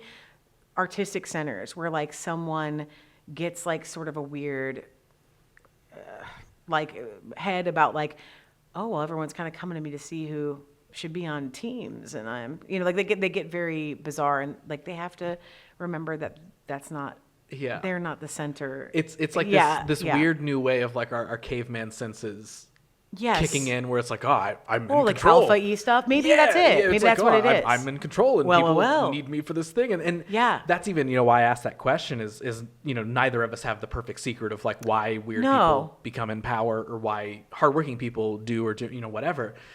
But more so just like, that is a very fascinating thing to observe and to see, and sometimes to experience firsthand, like you've said. Like I'm sure a lot of people probably listening to this have been in those situations where, Sure. I mean, it's a cliche that like everyone complains about their boss, right? Everyone's like, my manager has no clue how to do this thing. I don't understand how they're in their position. Yes. And just that, the act of people making it to somewhere, I'm oddly fascinated in what was the process and how did that work? What criteria did this person meet? Was it just they were friends with the right person? Oh, yeah. They were mean enough at the right time to break through. Oh, no. And then, of course, your stories of like, Yeah. well, no, they're actually not a bad person and they just worked hard and they deserve it. Of course, that exists. Ideal. But that always is just like that has become a fascinating talking point from my perspective, where I'm just like, I just want to know the dissection of that process, and no one's ever going to have the perfect answer because there is none. But it's so interesting to me to see just like you went again, some crazy producer in Hollywood who's like been a multi-millionaire for years and produced all these movies, and then it comes out like, oh, they're secretly the worst person in the world. Or there's Diddy doing things. Oh my God. And then, that's a perfect example. And you're like, wait, what happened? Huh? Yeah. How? I was just listening to some, like you had no idea. What you is had no going idea. on? Yeah. And so it's like the biggest of scenarios like that to the smallest of scenarios where, at this local comedy club, somebody got promoted to manager and now they think they're the king of comedy. And it's like, or they like use it to like harass an intern, or they, whatever. Like, it's wild. It's wild. It's the weird perspectives, because it's like, obviously we're always going to look at it from like, if I was in that position, what would I do? And like, when I look at those things, I'm like, oh my God, if I had that much power, I'd be trying to bring communities together and give these people a chance and blah, blah, blah. And not in perfect ways. Whatever I would do would probably make someone else mad. Obviously you can't make everyone happy. You can't make everyone happy. You're right. But I just look at those things and I'm like, man, if I had that opportunity, if I owned an event space like that, or if I had a show like that, or if I was doing this, like, right on, man, like I would just do this to raise other people up and help. And but then again, there's probably, behind the curtain conversations of budget cuts and everything else. Like, what do you do when that stuff happens? You can't help that person because we need to save the money over here. And it's like, look at everything that's happening right now, where it's like money is like the center of everything, where everyone's like, well, that's great and all, but we don't care because that doesn't make money, so we're going to go over here and do this thing. Like, exactly. You've said a lot of like things that have been on my mind for the past couple of years, just coming out of the pandemic specifically. Like, we had one of our spaces during the pandemic, and when the shutdown happened, it was like, okay, well, we're closed for 18 months without rent relief. So what do you do then to kind of like make sure that you can stay in it, or like make the space for when people are ready to come back, or make sure the community feels like safe and protected, or like they'll have a place to come home to when we all get to be together. And like, I just have been thinking a lot about how you can't do it exactly the way that everyone would want it. Like, that's a really hard lesson for me as a femme-bodied person that's like trying to, I'm a real people pleaser. I want everyone to feel very good. I want people to feel good. We're on the earth if I can. And the challenge to that is speak up when it's necessary. I know you might not like the thing that I'm saying, but there is a reason for the rule I have to make. I've been like really wrestling with that as a business, or like a founder more than a business owner, like a founder of like, we have a code of ethics at our theater. Some people get mad about that, and it's not really, I don't really care. Mm-hmm. It's like, that's the coolest I can be about it, is like, if you're mad that we have a code of ethics, I definitely don't want you here. Like, I don't that's like the easiest thing in the world for me. But like, people kick back at things like that are not familiar, or, and anything like that, really. It's like, well, this thing can't exist because we don't have the money for it. And people are like, well, why not this thing and why not that? It's like, there were 5 people at this show and there were 50 people at this show. So like, that's all it is. It's not a comment or an ego. There's no like challenge to your ego on it. It's just like, we have to protect the space so more people can be here with you. That's like that. And that's hard because it doesn't mean that you're always going to get what you want out of whoever has to make the calls.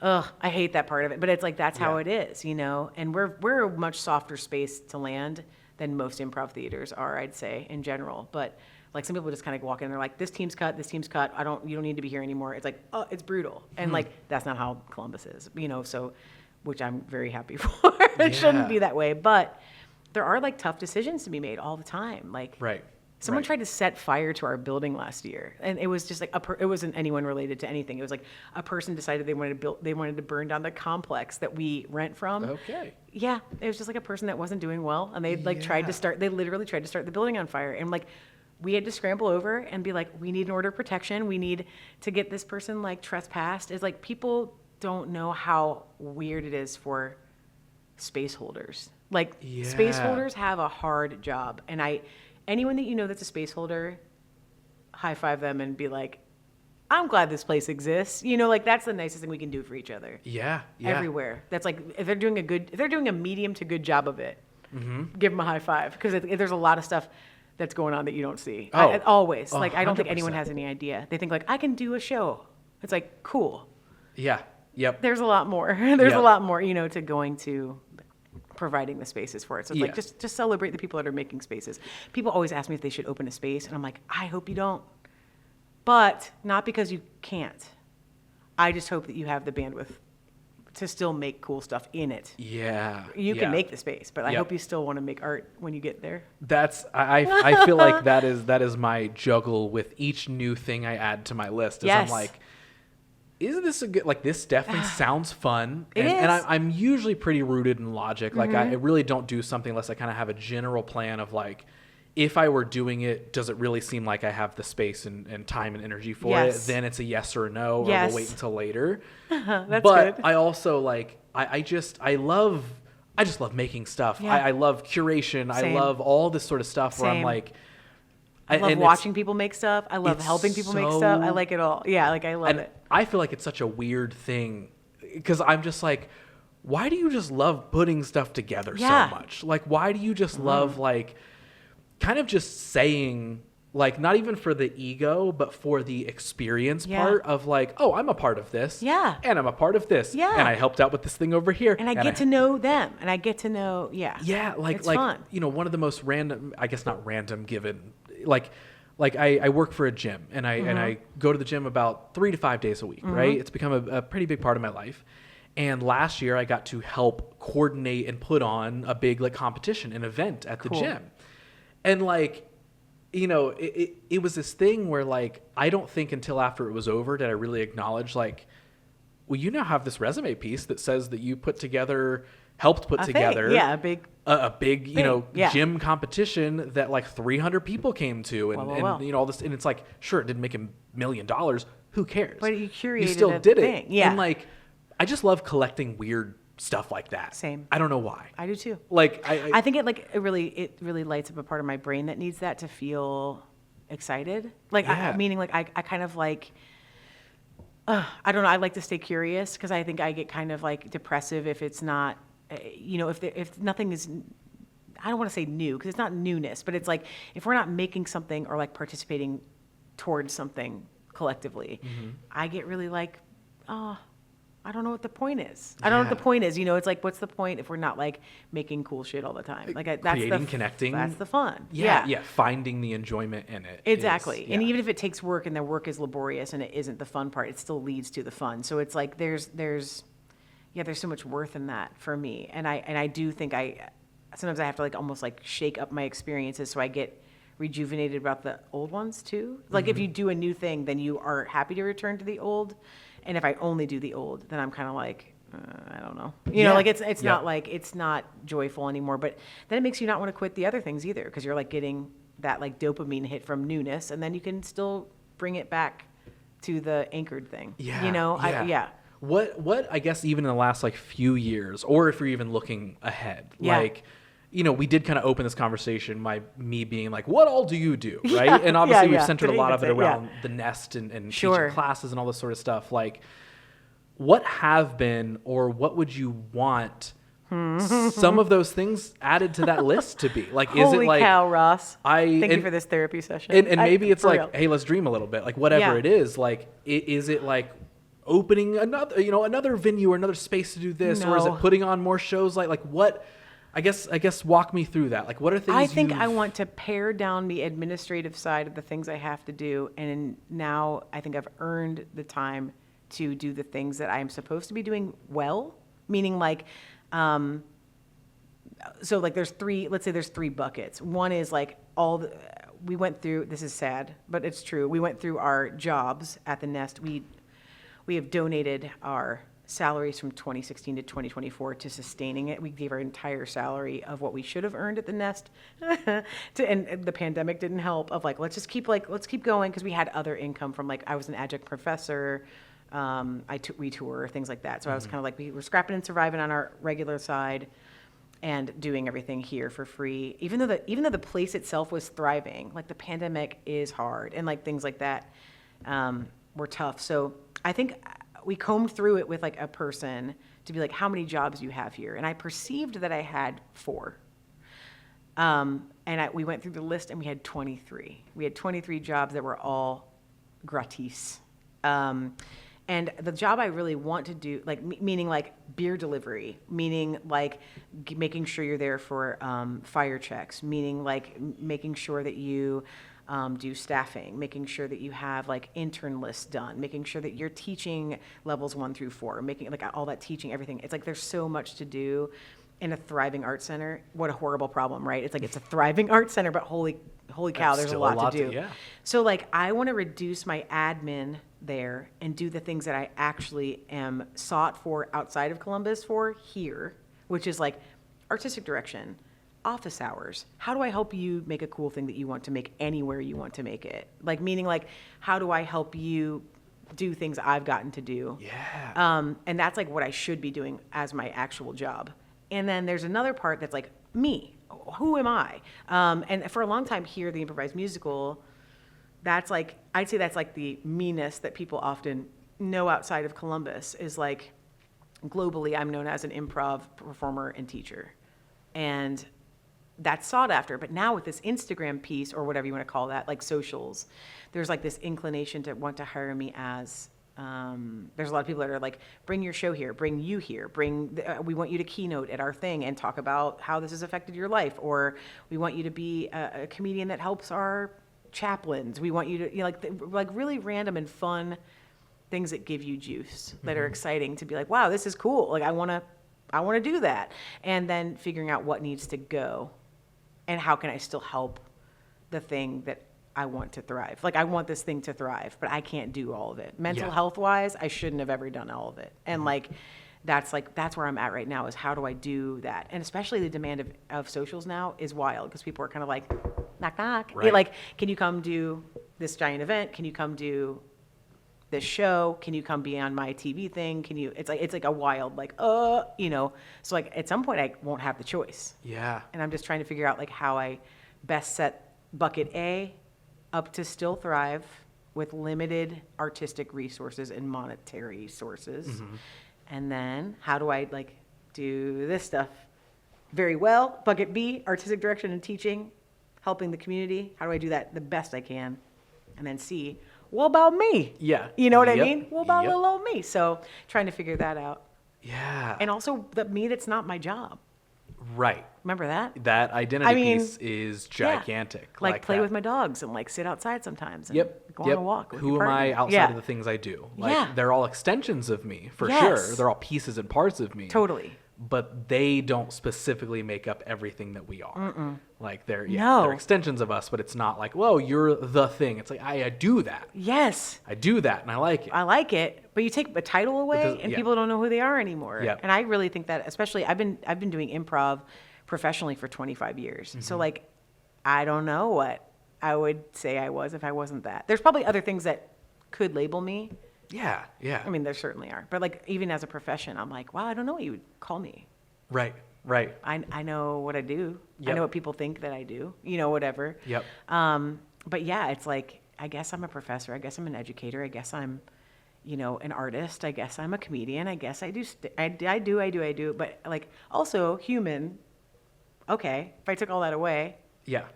I'm kind. I'm intelligent. I'm, it's like other things that are not like a job. Yes. Whatever. Yeah. That was there was a quote that I heard a few years ago someplace. I don't know. But it was like, who are you when no one else is around? Oh my gosh. Like that sort of thing. So again, we take away the labels, we take away the people that we work for, with, whatever.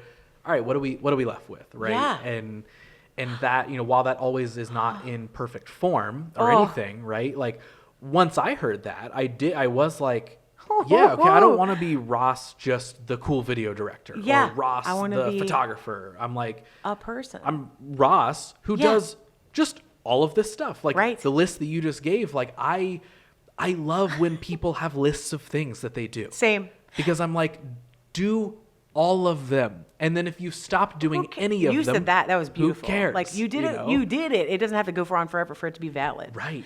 And you said another cool thing that made me think of a challenge. Sometimes we like to give like classes and people we coach, and I like to give like people that ask for help. I gave a class this challenge where they had to talk to each other, but they couldn't say anything they'd done. Yeah. And it was wild because they were like, and I meant like even this weekend, even like not even your profession, but like what you're doing. I was like, you can talk for 3 minutes, but you can't say what you do. And so they were like, I feel nervous. Like they started being like really base, and it was so fun because everyone started laughing at how ridiculous it was that we couldn't just be like, well, I went to do this thing, activity. Okay, you can't talk about an activity. Okay, got it. Well, I'm a architect. It's like, no, that's a label. And they're like, oh. So it just kind of turns into this funny conversation of like, I'm a person that's sitting here with you. I have organs. My skin is here. Yes, exactly. It either gets reductive to like a fun, like really base personality thing, or it's kind of like, I feel excited to be here. And then you realize people are like, oh, they're communicating without any labels. It's wild. It's like a very fun exercise. You know what? Starting a new podcast. It's all those conversations. I mean, right? It's just that. All right, we can't talk about anything we do. That's it. It's such a fun, like, 3-minute episodes with just. That's it. I am human being. I am here. I am, My eyes see you. My eyes see you. Yes. It's crazy. That's wild. It's fun. I'm going to ask a basic question. Please. But I do feel like there is much validity in this basic question being shared on this episode. Yes. You have so many years of experience. I'm sure you've had countless conversations with so many different people at different levels of their comedy journey, life journeys in general, but obviously we're talking comedy here. Yeah. Advice. What is some of your main go-to advice that you have collected from over the years, or that you actively teach maybe? Mm-hmm. Like, again, basic question, but something that I think has very valid reasoning to be covered. Cool. Like, someone comes to you and they're like, I am getting started in comedy, or I want to, or oh my gosh, I love improv. How do I stay? Like, what's some of your go-to? Go-to. I'd say a go-to for me is people are very, there's a phenomenon in, I'd say, comedy broadly, that people are better able to understand what should be done rather than can execute what should be done right away. So meaning, like, if they're, let's say they're an improviser, that's a great example because there's no script. So let's say they're an improviser, and in level 1, they're just riddled with fun. They don't know what's wrong yet. They're just like playing. They're in play state. It's great. The funny thing is that they're probably not good yet, but they're having a great time. That's awesome. Who cares? Great. By the time they get to like a level 3 or a level 4, or they're 2 years deep in improv or whatever it may be, they will start to feel joyless. They'll start to be like in self-critique mode because they have more information on what they're doing wrong. So play state is reduced. So like, ironically, as they're doing their best at it that they've ever done, they think they're doing their worst at it because they have directorial voices in their heads telling them what they did that was incorrect. So like, same thing goes for athletes. And I make this akin to athletics because athletes don't expect to, if you tell a gymnast to like stick the landing, they'll do it 100 times and expect that they won't do it on time 2. But comedy, or like some kinds of art, people think like, I know that cognitively, so time 2, I should be able to do it. And it's not necessarily, it has to still get in your body. It's like reps. You have to like have the reps, have the muscle memory, have the like, almost like failures or whatever. Like just like, maybe not even failures, but just like the challenges of like, what's this feel like? What's this like? Okay, I see how to navigate that. And they're expecting it on time 2 because their brain gets it, but they might not have it in their body enough to get it right the next time. So I always try to make people be gentle with themselves and be like, you get to be gentle with yourself as you learn. Like I know you understand this. You're very smart. You understand it. That doesn't mean that you have it yet. And that's okay. Like, someone wouldn't stick the landing on time 3. they'd stick the landing on time 61. And we don't give ourselves the same kind of grace because creative work is weirder. It's like weirder to be kind of like, well, I know that I shouldn't have done that. So and then they're just so cruel to themselves. So I think a lot of undoing is part of what that work is. Like doing theatrical work or creative work, I think is like unlearning more than learning. There is learning to it, but it's a lot of like, stop. Like, why did you feel that? Why do you think that's demanded of you? You know, play state is so implicit inside improvisation anyway that like kids are great at it because they don't have a prefrontal cortex developed. They don't have anything to judge it. Yeah. So like if you're like, play a bunch of lawyers, or like, Mom, my briefcase, I got it. Like they don't care. Right. And then when they hit like a certain age, there's lots of studies on this that like once you hit 6 to 8, you're developing critique. So you're starting to be like, no, don't do that. That's not right. You know, like if you tell like a 40-year-old person in a class to play a lawyer, they will be like, I didn't pass the bar. I don't know the words. And it's like, you're 40. You have way more information than a 5-year-old. But the 5-year-old has more confidence than the 40-year-old. So like, it's just that same like forgiveness of all the BS that comes with being an adult. Yeah. There's so much garbage that comes with what we deal with later, you know? Maybe this is a similar answer, and that's where all this comes from. But across your entire journey up until now, what do you feel like the biggest lesson that you've learned is? Oh, the biggest lesson in the arts specifically? Or in anything. Life, arts, anything that you've done, experienced, learned. Like it can, if there's one main thing that sticks out that you're like, man, when I uncovered this, or like, hey, this is one of my immediate go-tos. Maybe it's the joy thing we've been talking. Like, no, it's so interesting to say it like that because I don't know that there's like one like there's lots of these things we've been talking about, but I just think like being vulnerable is punk. Being like open to sharing yourself with anyone is a renegade act in 2025. It's really bold. It's really scary. It's really like I watch people at our theaters and like in other spaces I get to work in, and I think how like what a rebellion joy is. Like what a joy it is to watch people just rebel with absolute like laughter and being like, I'm enjoying my life. How about you? Like I just really, I think that's so cool to watch. And that goes for, it's not only laughter. Cause I think that there's like a lot of worth to this kind, like comedy is an overarching umbrella, but it's like, if you feel something, if something feels earnest and truthful tonight at my comedy theater, all the better. I don't need it to be like a laugh riot every single time.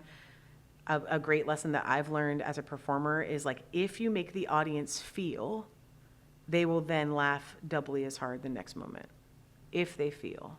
Because if they've invested in your character, then they will respond to your character in multiple ways, not just saccharine laughs that I think I probably used to chase. Or like when I was younger, I was very like, okay, we got to get them, you know, the class clowniness of it is like, let's get them to laugh. And you want that because people feel good when they laugh. But there's also like this cool intensity to like, can I get them to feel? And then care about this enough that when they laugh, it's like a wave. It's like everyone's like, yes. Like that's a way cooler laugh to get as a comedian now. I think, is this wave of laughter. I had a coach in Chicago that said a great long-form improv show should only have 10 laughs, which is insane when you're like making a living doing it and being like, I think I'm going to get fired, you know, whatever, yeah. Inside a half an hour show. But what he meant by that was, I assume, is like, if you can get the whole audience to laugh in entirety, like a wave of laughter, it means everyone agrees, or everyone's perceived this, or everyone's felt this way. So you're kind of like, I say it at the Nest very much like, you are student counsel for the human spirit. What are you going to say today? It's like a thing that we've kind of said to our classes a lot. And it's like, represent them. Do it. Like, are you scared? Is this a bad breakup? Is this a shitty marriage? Is this a like, you know, whatever the thing is, like, is this the day you're going to tell your boss off? Like, it might not be funny right then, but everyone in the audience will be like, gah! Like they're leaning in. And then when they do laugh, it's explosive. It's like huge. So like, I think that becomes more addictive as you do more comedy, is like less like punny or punchy things, which are still fun, but there's a different style that's like, show up and show them what life's like. You know, like there's like lots of thematic truth in comedy sort of ideas of like, if you tell the truth tonight, then people will laugh the hardest because they're like, I know that guy, or I've been that guy, or whatever, I've been that person, you know, that's the best. Man, Tara, I feel like I could sit here and pick your brain on all the things forever. It's fun. Is there anything big you feel like we haven't covered or talked about in this? You're like, dude, there's no way we can stop recording on this if we didn't mention this thing or we don't talk about that thing. I don't think so. If you're wow, how about this? Shout out to all the great people I've gotten to work with over the years. Shout out to anyone making spaces for people. You are doing wild work in this day and age, especially with like arts cutting and like the underfunding of the arts in the States is insane. And so like, thank you for making spaces. I think that, hey everybody, make sure you have a code of ethics at your theaters. Make sure you take care of the people that are there for you. You won't always get it right and everyone learns, but like you can try your best as we all kind of fumble through the world. And don't be scared of people that like do something. If they do something wrong, then and you have to get rid of them, then look at how many people you protected for doing it. Like, it's cool. I think that's like that's a new era stuff for comedy theaters. So it's like exciting that work's being done. It doesn't have to be boring comedy for it to be protected and safe. That's a big thing I'd like to say. And yeah, I mean, otherwise, I hope people are just liking their lives, I think. I hope people are liking their lives. Yeah. You know? Well, I have loved this conversation. Me too. I've loved it. I going from just hearing stories about you in general, people being like, Tara's so cool, to then seeing all your fun little clips on social. Oh my gosh. Like, this person is so, which by the way, it was so fun. It coincided with probably like 2 or 3 weeks after I think we had initially been connected via email to book this. It was so funny. There was like legitimately 5 or 6 people that I follow on Instagram were sharing one of your videos. It's insane. And I was like, I know that person. Wait a minute. Not really, but like I'm we about just to know that talked. person. Yeah. And it was just fun to see like their context of sharing this thing was you just saying something fun and good in this video. Yeah. But I'm like, oh my God, they have like, there's all these like little connectors wild? happening right now. Like, yes. Like so minds, like crazy. plans, I guess. Yes. I've had a lot of people say that, like, my friend from high school or like my cousin sent me your video, and I was like, that's my improv teacher or whatever, whatever the connection was. Yeah. Well, that's nice. Thank you. Before we wrap this one up, I end every one of these episodes with the exact same question. Uh-oh. So right now we're gonna improvise. Oh my gosh! Oh, we're gonna play pretend. I've heard of it. Okay. Yeah, ever heard of it? I've before? heard of it. Not to brag. So right now, I want you to pretend that everybody in the world is listening to you speak. Okay. Right? We're throwing logic out the window. Everybody can hear you, understand you. You have a live mic attached to everybody everywhere. You get this one moment right now, big movie moment. Okay. To share one thing with everybody, one big message to everybody.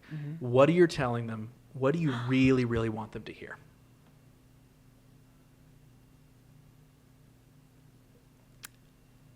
First off, hi, everyone.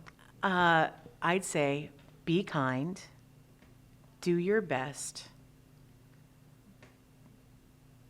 bravely show the world who you are. Don't be afraid if they don't accept you exactly as you are, because the right people will find you. And the best thing you can do in the world is make people feel accepted, seen, and surrounded. And there is magic in every single day if we all are willing to seek it. I absolutely love it.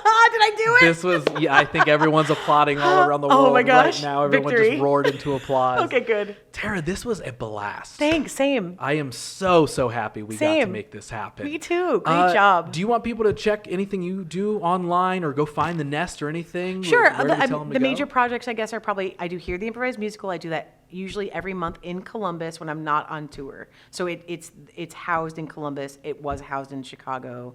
It's a residency here. So Here the Improvised Musical is our 2-person show. I tour that. So you might see me on the road, I suppose, with that show, Here the Improvised Musical, or you might see me doing kind of a variety style show that's coming up in limited cities in 2025. Otherwise, I'd say TaraDeFrancisco.com or at TaraDeFrancisco for whatever the hell this world is, socials and websites and things. But yeah, like I try to do like little shout outs to organizations that need help and surrounding right now here and there, and stuff like that. You can find out on my socials, I guess. Beautiful. But yeah, come laugh with me and have fun.